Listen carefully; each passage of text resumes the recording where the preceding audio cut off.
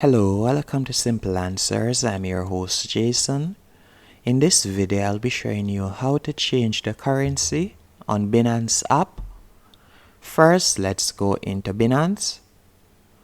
Once in the app, you're going to tap on your profile pic in the top left hand corner.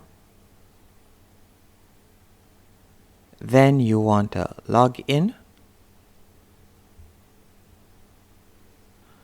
And once you're logged in, you're going to scroll down and you'll see settings. You're going to tap right there.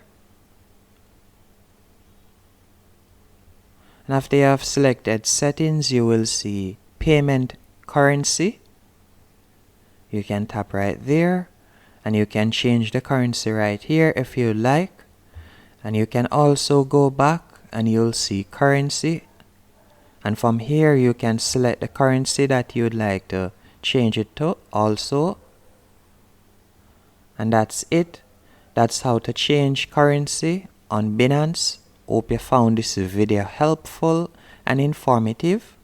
If you did, be sure to hit the like button and subscribe. And thank you for watching.